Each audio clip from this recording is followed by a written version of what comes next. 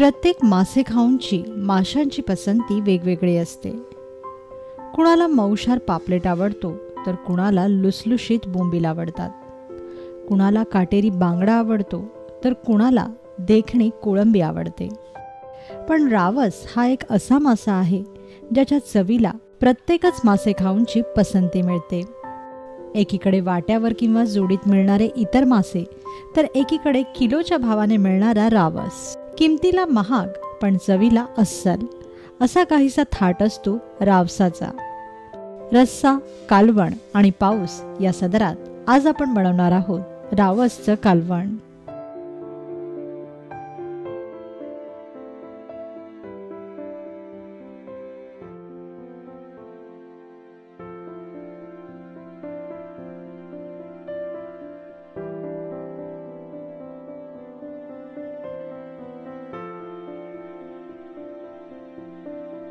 रावसचं कालवण बनवण्यासाठी आपल्याला लागेल रावस माशाचे तुकडे. इथे आम्ही अर्धा किलो रावस घेतलेला आहे. एक कांदा, अर्धी वाटी नारळाची, आल्याचा मध्यम आकाराचा तुकडा, 10 ते 12 लसणाच्या पाकळ्या, 2 चमचे धणे, 1 चमचा जिरे, 1 लहान वाटी चिंचेचा कोळ, 5 ते 6 त्रिफळ, 7 ते 8 सुक्या लाल मिरच्या, 1 चमचा हळद, चवीपुरतं मीठ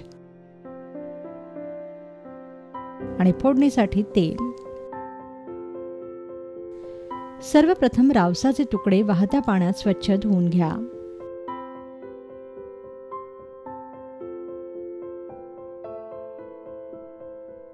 मग या माशांच्या तुकड्यांना मीठ व हळद लावा.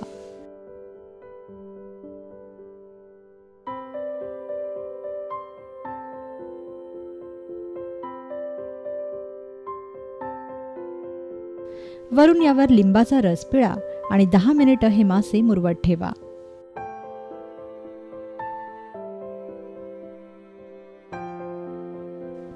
यानंतर सर्व मसाला एकत्र करून याचं बारीक वाटण वाटून घ्या.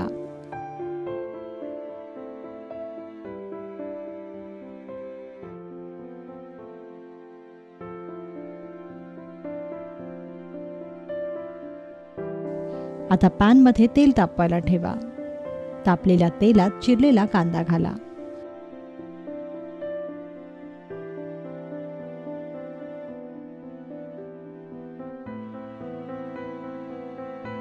कांदा छान सोनेरी रंगावर परता.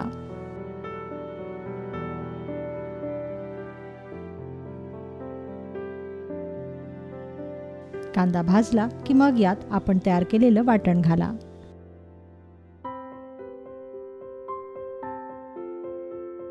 हे वाटण 5 ते 7 मिनिटांसाठी तेलावर भाजून घ्या.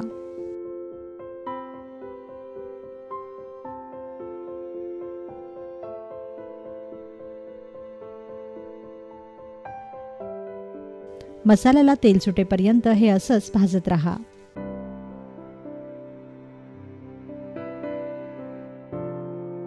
मसाल्याला तेल सुटलं की मग यात साधारणतः 1 ग्लास पाणी घाला.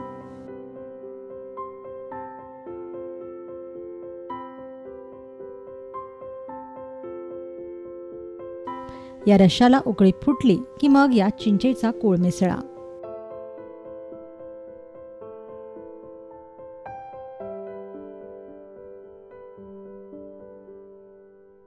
वरून चवीपुरतं मीठही घाला.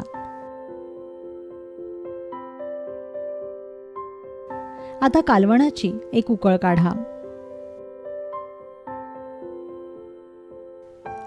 फेस येऊन चांगली उकळी फुटली की मगच या कालवणात रावसाचे तुकडे घाला व हलक्या हाताने हे कालवण एकजीव करा.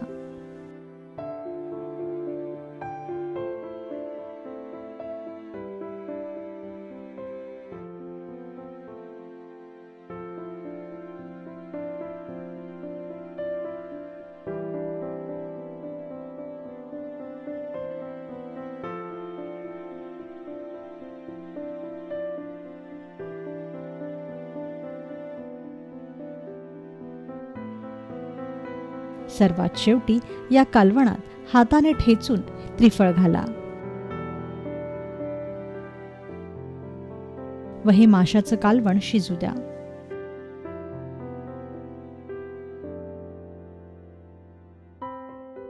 5 ते 7 मिनिटात कालवण शिजेल.